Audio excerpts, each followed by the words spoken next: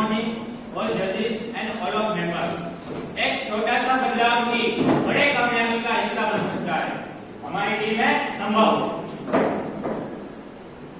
अदानी एक भारतीय कंपनी है जिसकी स्थापना गौतम अदानी जी ने 1988 में की है और आज ग्लोबल सेक्टर में बहुत ग्रोथ कर रही है। और ग्रोथ को सस्टेन रखने के लिए हमने कुछ 2021 में क्वालिटी सर्कल के प्रोजेक्ट कंप्लीट किए थे 20 और 2022 में हमने टोटल 55 प्रोजेक्ट कंप्लीट किए थे क्वालिटी सर्कल के।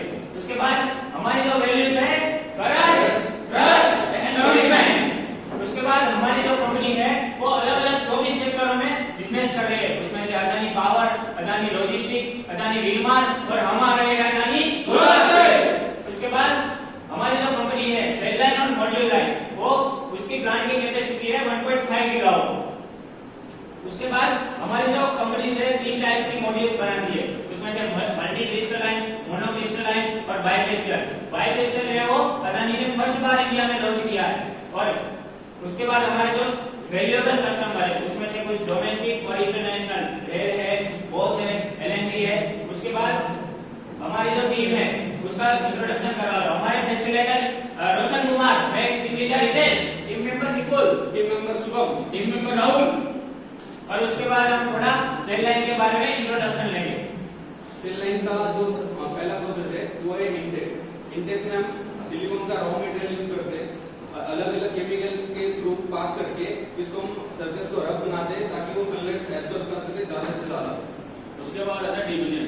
टेक्सचर में जिस साइड सरफेस साइड बनती है वहां पे डिवीजन में टोटल के अंदर पीएचपी बनाते हैं, लेकिन पी साइड पे कन्वर्टेड लेयर बन जाती है, उसको रिमूव उसको हम पीएचपी रिमूव करते हैं। उसके बाद जो आता है PCB, plasma enhanced chemical vapour deposition. उसमें हम साइलेंट और एमोनिया गैस की मदद से एक एंटी रिफ्लेक्टिव कोटिंग लगाते हैं। वहां पे हमारा जो रॉ मटेरियल है उसका कलर ब्लू होता है और वहां से हमारा रिफ्लेक्शन कम होता है। उसके बाद आएगा मेटलाइजेशन। मेटलाइजेशन में एक हम एल्यूमिनियम और सिल्वर के पेस्ट की मदद से इलेक्ट्रिकल कॉन्टैक्ट बनाने के लिए हम मेटलाइजेशन करते हैं। उसके बाद हम फास्ट फायरिंग करते हैं। जो हमने कॉन्टैक्ट बनाया उसको डीपली और सुखाने के लिए हम फास्ट फायरिंग करते हैं। उसके बाद हम अलग अलग पावर वाइज उसको सॉर्टिंग करते हैं।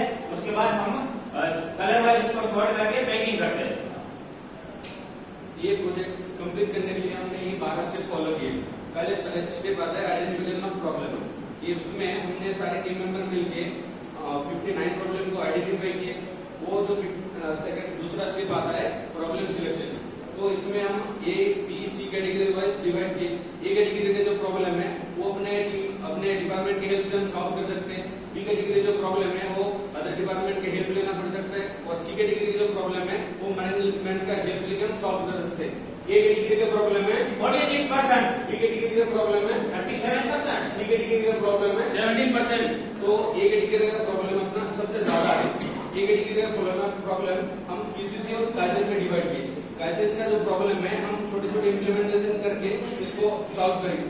और क्यूसीसी का जो प्रॉब्लम है उसमें से प्रोडक्शन सेफ्टी एंड प्रोसेस के रिगार्डिंग ये 5 प्रॉब्लम हम ज्यादा फेस कर रहे थे। तो ये 5 प्रॉब्लम को हमने सारे टीम मेंबर मिलकर रेटिंग दी, जिसमें सबसे ज्यादा रेटिंग मिला no diffusion, reverse PHC, reverse PCBD को। तो यहाँ अपना प्रोजेक्ट सिलेक्ट हुआ। ये प्रोजेक्ट कंप्लीट करने के लिए हमने एक प्लान बनाया, उसको माइलस्टोन चार्ट यहाँ दिखाया है।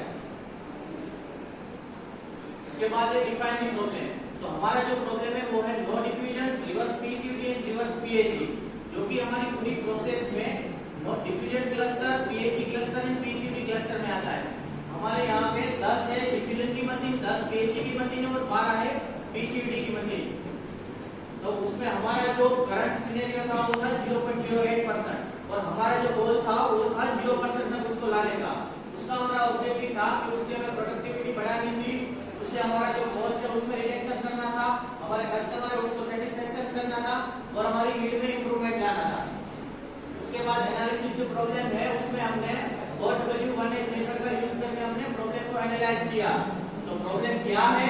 Zero efficiency cell. प्रॉब्लम कहाँ है? डिवीजन पीएचपी और पीसीबी में। प्रॉब्लम कब आ रही है? प्रोसेस के दौरान। प्रॉब्लम से कौन इफेक्ट हो रहा है? एफिशिएंसी और कॉस्ट में इम्पैक्ट पड़ सकता है। प्रॉब्लम पर कैसे आ रहा है? Under man power and process सही नहीं है।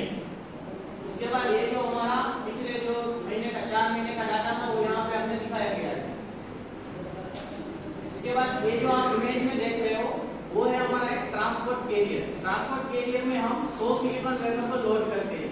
अगर मान लो कि हमने उसको रिवर्स साइड में पीएसी किया, रिवर्स साइड बीसीबी कर दिया या तो फिर रिवर्स साइड डिफ्यूजन कर दिया, तो एक साथ हमारे 100 के 100 वेफर है वो स्क्रैप में चले जाते हैं, उसका एफिशिएंसी 0 रहता है, तो हमारा कोई काम का नहीं रहता है। तो यहाँ जो आपको पहली इमेज दिख रही है ये इमेज, ये इमेज मतलब होता है इलेक्ट्रोल्यूमिनेस इमेज। इसमें हम उसको तुरंत नहीं देख पाते, तो कैमरे से हम विजुअली देख पा रहे हैं। ठीक है, तो पहला जो इमेज दिख रहा है ना, वो हमारा ओके सेल का इमेज है। उसमें क्या दिख रहा है कि हमें तकरीबन 90% के अराउंड एफिशिएंसी दिख रही है। और जो दूसरी इमेज है उसको हमारा जो प्रॉब्लम वाली इमेज है कि उसमें हमारा रिवर्स पीएसी हो चुका है, उसमें हमें हाफ एफिशिएंसी मिल रही है। तीसरी जो इमेज दिख रही है पूरी डार्क, वो है हमारी रिवर्स डिफ्यूजन या तो नो डिफ्यूजन हो तो रिवर्स पीसीबी, उसमें हमारी पूरी 0 एफिशिएंसी मिल रही है। तो ये अगर हो गया तो इससे हमारा पूरा स्क्रैप बन रहा है। उसके बाद आएगा आइडेंटिफिकेशन ऑफ कोज। उसमें हमने एक मेथड यूज किया, 6M मेथड। उसके रिगार्डिंग हमने एक प्रोबेबल कोज ढूंढे।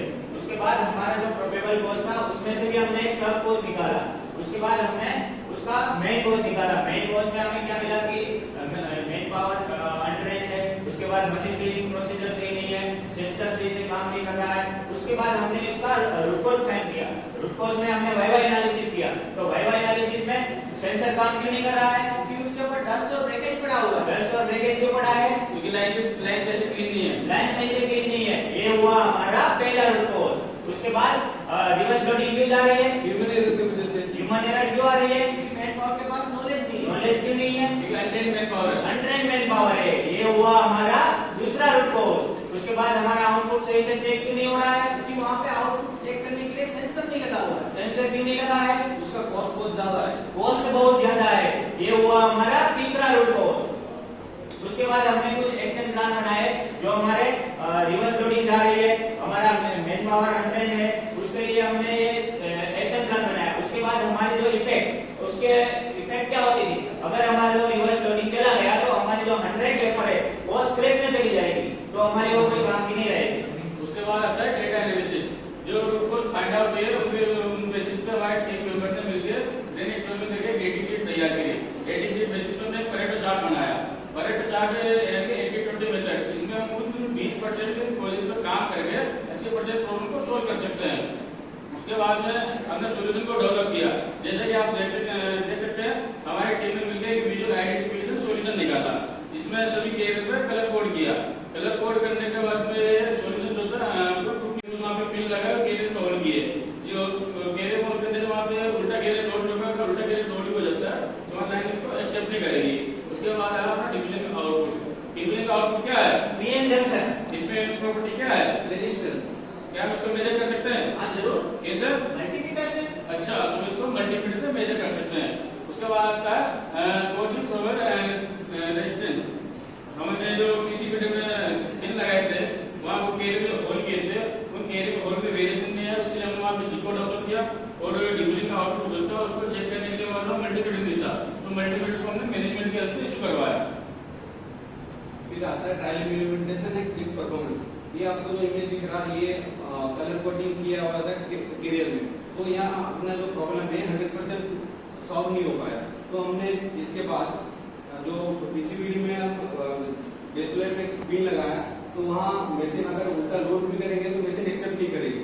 पीएचपी पीसीबी में स्टॉपर लगाया हुआ है तो वहाँ भी अगर कैरियर डालेंगे हम रिवर्स तो वहाँ भी एक्सेप्ट नहीं करेगी। और जो डिफ्यूजन का है आउटपुट उसमें 100% आउटपुट जो है वो चेक करे मल्टीमीटर से, तो यहाँ भी जो इम्प्लीमेंटेड किए उसका परफॉर्मेंस चेक करने के लिए अपने टीम मेंबर को अलग अलग रिस्पॉन्सिबिलिटी दी, वो उसका फीडबैक लेते रहे। फिर आता है रेगुलर इम्प्लीमेंटेशन एंड कंट्रोल। इसमें जो हम उपाय किए हुए थे डिफ्यूजन में मल्टीमीटर इशू करके 100% आउटपुट को चेक करना, फिर उसमें जो प्रॉब्लम था नो डिफ्यूजन वाला तो वो प्रॉब्लम वही सॉल्व हो जाएगा।